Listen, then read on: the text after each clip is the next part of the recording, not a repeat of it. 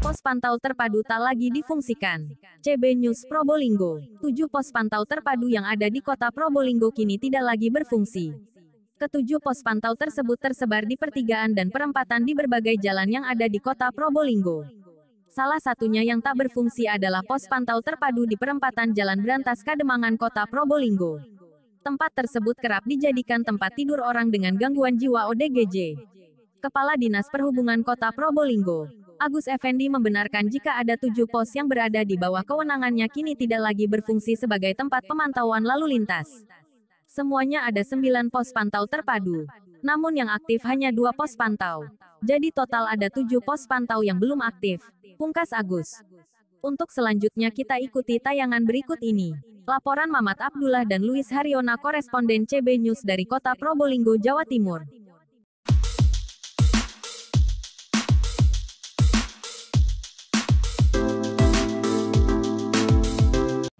Baik saudara, hari ini kami coba meliput atau menginvestigasi beberapa titik pos pantau yang ada di kota Probolinggo.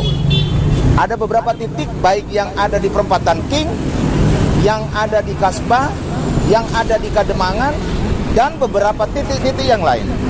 Bahwa pos pantau yang sudah dibangun oleh pemerintah kota ini sampai dengan hari ini itu tidak dimanfaatkan. Ruangannya cukup kumuh saudara, sangat kumuh sekali. Artinya perencanaannya yang salah atau bagaimana? Yang punya jawaban adalah pemerintah kota. Dan lebih memprihatinkan lagi adalah bagaimana bangunan ini yang sudah didirikan menghabiskan anggaran negara, namun pemanfaatannya sampai dengan hari ini belum dilaksanakan. Yang lebih prihatin lagi saudara, tadi ketika kami melihat pos pantau yang ada di perempatan Kademangan, di situ di mana ditempatkan oleh ODGJ, orang gila saudara, dijadikan sebagai tempat tinggalnya di sana. Ini kan sia-sia saudara, karena ini adalah sebuah anggaran negara dari pemerintah kota yang sudah dibuat perencanaannya dan sudah direalisasikan, namun sayangnya sampai dengan hari ini pos pantau ini tidak dimanfaatkan. Istimewa buat yang ada di Jalan Raya Mastrip, perempatan ini, saudara. Sehingga karena tidak ada petugas, makanya tidak bisa menghalau atau memantau pelanggaran lalu lintas termasuk Raya Mastrip. Bagaimana kendaraan besar yang dilarang untuk tidak bisa masuk ke sana karena tidak ada petugas yang ada di sini. Makanya sering terjadi ada kendaraan-kendaraan besar yang langsung terabas masuk dari Jalan Raya Wonoase ini langsung masuk ke Jalan Raya Mastrip. Nah, saudara, untuk lebih jelasnya, biar kita coba langsung mewawancarai yang bersangkutan atau Kepala Dinas Perhubungan Kota Probolinggo. Demikian laporan kami dari lokasi pos pantau yang ada di Kota Probolinggo.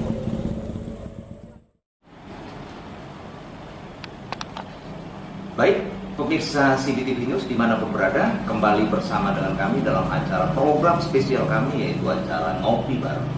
Hari ini kami berkesempatan bisa langsung berkunjung ke kantor Dinas Perhubungan Kota Probolinggo.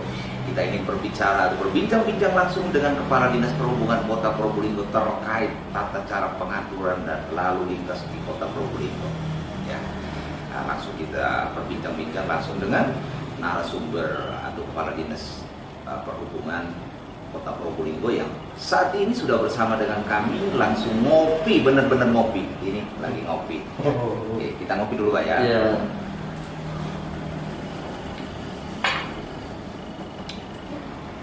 Kopinya enak ini Pak. Ya. Baik Pak Kepala Dinas, apa kabar ini Pak? Ya, kabar baik. Sebelumnya Assalamualaikum warahmatullahi wabarakatuh. Selamat siang Pak Luis. Ya, sehat. Sehat ya. Di tengah-tengah pandemi COVID ini tetap ya kegiatannya tetap ya jalan ya. Ya. Kita di SUB ini kan juga melayani masyarakat, melayani publik di jalan raya dan sebagainya, di melayani PJU di penerangan jalan ya, dan tetap eksis, tetap jaga protokol kesehatan untuk sehat semua. Gitu ya. Luar biasa ya. Berarti bisa jadi double porsi nih ya. Bisa jaga lalu lintas juga bisa ikut menjaga protokol kesehatan ya. Baik Pak Kepala Dinas, ini survei yang kami temukan di Kota Probolinggo, ada beberapa fasilitas yang tentunya ini adalah menjadi kewenangan daripada Dinas Perhubungan Kota Probolinggo, yaitu ada beberapa titik-titik pos pantau ya, yang kami pantau itu ada di Ging, terus kemudian ada di Kademangan dan juga ada di Bonoase. Yang selama ini survei kami itu memang tidak dimanfaatkan. Itu apa salah perencanaan atau bagaimanakah menurut pendapat Bapak sebagai kepala dinas ini? Ya, begini Pak Luis, jadi sudah 3-4 bulan ini saya akan menugaskan dari kepala dinas perhubungan itu. Jadi saya langsung memetakan kepada teman-teman seksi yang menangani lalu lintas, namanya di bidang LLA itu. Ada beberapa titik pantau atau pos pantau ini kurang lebih 8 titik. Nah, selama ini kok tidak bisa secara operasional itu ada personilnya setiap saatnya, sedangkan itu sangat dibutuhkan pada waktu jam-jam lalu lintas padat sebenarnya. Nah, ini proses Pak Luis. Jadi saya sangat berharap nantinya pos-pos pantau itu bisa bermanfaat sekali dalam rangka membantu masyarakat di lalu lintas. Dari 8 titik tersebut, dengan ini semua juga memang tantangan kami ya, dengan ditutupnya atau diperbaikinya jembatan di Gedung Masem itu ya. Jadi rekayasa lalu lintas ini harus membuang truk-truk yang besar-besar ini, atau rasa yang besar-besar ini, supaya lewat jalur lingkar utara maupun lingkar selatan. Berkaitan dengan itu, ada penambahan tugas-tugas di titik-titik yang di luar biasanya. Ini nanti sampai di Oktober, habis jembatan itu selesai.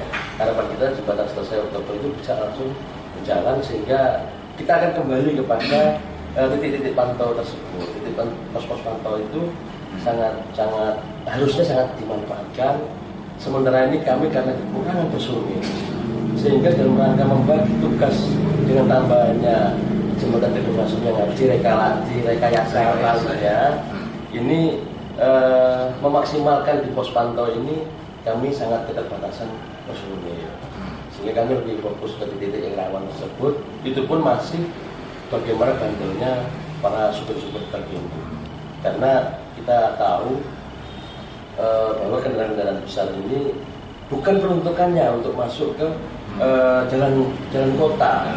Jalan kota dalam kota ini yang lalu lintasnya banyak pengguna jalan yang khusus untuk roda 2 atau kendaraan-kendaraan pribadi, bukan truk besar, membahayakan. Saya mohon maaf yang sebesarnya kepada masyarakat Kota Probolinggo yang akan kejadian di Jalan Masri. Ya, kami akan berusaha maksimal untuk menghalau, tetapi keterbatasan dinas perhubungan ini kewenangannya ya, kewenangan ini tidak bisa menindak. Yang sering terjadi adalah pada waktu kita menghalau, supir-supir bandel ini tetap aja melaksanakan nerobos dan sebagainya. Artinya dalam rangka melakukan giat ini harus berkolaborasi tentunya ya. Betul, dengan pihak berwenang kita harus berkolaborasi. Dengan lantas begitu. Nantinya akan turun bersama. Sehingga ini beberapa minggu terakhir saya akan mencoba mendekati lantas supaya nantinya lantas ini bisa mendukung bagaimana truk-truk yang masuk kota yang rambu-rambunya sudah kita siapkan untuk dilarang masuk, tetap masuk ini biar supaya ditindak oleh yang berwenang. Lalu lintas satuan lalu lintas ini, Polres ini berwenang untuk menindak. Harapan kita itu dalam sambil berjalan nanti Pak Luis akan kami mohon kepada Pak Wali ada penambahan personil di Polres ini supaya kita tidak kekurangan Pak Luis, pos-pos pantau yang ada ini ada manfaatkan. Sementara ini langkah kita secara periode kita bersihkan. Jangan sampai asetnya di sub yang harusnya dimanfaatkan ada orangnya sampai kotor, kadang ditempati ODGJ, kadang anak jalanan dan di situ dan sebagainya kotor sekali. Nah ini kan sangat memprihatinkan. Saya akan jadi PR saya sebelah. Soalnya ada beberapa suara konsumen yang sudah kami siapkan itu banyak posting-posting tentang pos-pos pantau yang tidak bermanfaat itu. Makanya kami berkesempatan untuk coba memantau langsung dan memang benar apa adanya bahwa itu tidak dimanfaatkan. Betul. Jadi Pak Kadis, jadi kendala utamanya dari personil motorisnya yang kurang ya? Yang jelas pada waktu personil motoris ini kurang, kami ada peningkatan rekayasa lalu lintas seperti adanya jembatan yang putus dan berbaiki ini, otomatis kan orang yang terbatas ini harus berbagi lagi. Nah, pada waktu kita personil ini cukup, nantinya akan kita berusaha sewaktu-waktu ada penonjolan kita tidak kebingungan. Itu yang utama. Berkaitan dengan ini, ketika saya sudah coba berbincang-bincang langsung dengan kepala dinas ini, apa jauh sebelumnya pernah melakukan upaya atau pendekatan atau ada penyampaian permohonan kepada wali kota sebagai kepala daerah? Sudah. Jadi kami sudah berusaha untuk mohon Pak Wali mungkin ke depan ada penambahan personil yang nantinya akan bisa membackup bersama lintas, utamanya juga memanfaatkan pos-pos tersebut. Ini memang proses Pak ini, jadi Pak Wali akan berusaha bagaimana cara menambah personil yang ada di sini ini, sehingga nantinya akan bermanfaat semua, bisa digunakan untuk bermanfaat masyarakat. Soalnya ini menurut kami ya, ini memang yang punya otoritas di dalam lalu lintas ini salah satu dari Dishub itu adalah milik kandung daripada pemerintah kota. Jadi tentunya apalagi sudah disediakan oleh fasilitas ya, pos pantau yang sudah dibangun ini supaya ya harus dimanfaatkan gitu. Nah, supaya tidak terjadi komentar-komentar negatif di luar gitu. Apa salah perencanaan atau bagaimana kan gitu? Tidak ya? Ya kalau perencanaan tidak bagus. Jadi saya pikir betul perencanaannya. Termasuk begini Pak Bis, jadi memang kalau menurut kami ada beberapa kebutuhan personil ini yang di situ dari seksi yang lain itu tidak bisa untuk mendukung kepada seksi motoris, sehingga di motoris sendiri karena keadaan terbatas tidak bisa didukung oleh staf yang bukan di seksi motoris. Bukan seksi, akhirnya diterjunkan juga ya. Jadi saya berusaha contohnya untuk mengantisipasi COVID nanti sudah turun dari Probolinggo, sudah hilang dari Probolinggo, ancang-ancang sekolah mulai masuk, kami berdirikan teman-teman Dishub yang bukan motoris pun akan kita berdirikan di jalan mulai 7:30 sampai 7:30 di titik-titik perempatan yang jalan poros. Nah itu dalam arti kita berusaha sebisa dulu dengan kita batasi personil itu. Sedangkan motoris kita arahkan kepada yang sentral-sentral yang termasuk rekayasa lalu lintas masa jembatan. Baik, dari jumlah anggota atau personil motoris yang sudah ada, terus kemudian ditambah lagi dengan fasilitas pos pantau yang sudah ada, kira-kira masih kurang berapa personilkah yang harus ditambah? Kalau kami lihat di pemetaan ini kurang lebih kalau itu bertambah antara 12 sampai 13 orang aja kalau cukup Pak. Jadi kita tidak kesulitan apabila ada titik-titik penonjolan yang harus direkayasa lalu lintas. Teman-teman yang sudah kita manfaatkan, kita operasikan di pos-pos ini tidak akan berkurang jauh nantinya apabila ada penonjolan. Sehingga pada waktu ada penonjolan kita bisa mengatur lebih fleksibel.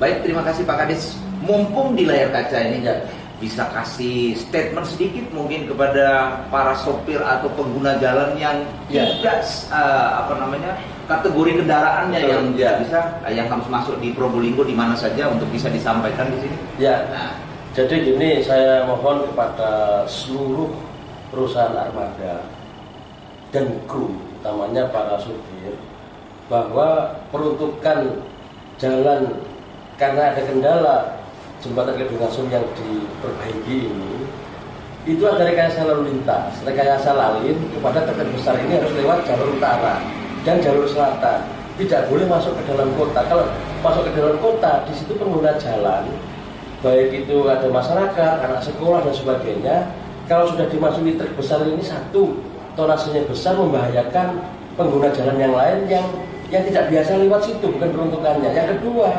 truk-truk ini kan over tonase, jalan-jalan di situ tidak kuat untuk menahan itu, nanti infrastruktur pasti akan rusak, cepat rusak di situ. Nah, harapan kami para sopir untuk mematuhi rekayasa lalu lintas yang sudah kita sepakati bersama dengan Disub maupun lalu lintas dari Polres lalu lintas ini. Nah, kepada masyarakat tolong hati-hati kepada jalan-jalan yang kadang-kala ada truk yang melewati jalan-jalan yang tidak boleh ini, kadang juga dia bandel supirnya. Untuk lebih hati-hati menggunakan pada waktu berlalu lintas di situ. Saya tidak ingin untuk terulang lagi masalah-masalah kecelakaan yang seharusnya tidak terjadi. Itu mungkin Pak Guru. Jadi ayolah para sopir jangan bandel-bandel untuk terobos-terobos yang tidak boleh dilewati. Rambu-rambu lengkap. Saya juga mohon pada dari lantas, ayo Pak, bagi yang melanggar rambu itu utamanya truk besar yang masuk kereta, ayo lebih baik ditindak, karena Disub tidak bisa menindak berkaitan, tidak ada kewenangan untuk menindak yang melanggar lalu lintas, supaya masyarakat lebih tenang. Baik, Pak Kepala Dinas Pak Agus Effendi ya. Ya. Waktu kita terbatas ini Pak. Ya. Mungkin pada kesempatan yang lain kita ngobrol Ngobrol lagi, bisa Pak ya. Ngobrol lagi ya. Oh, siap.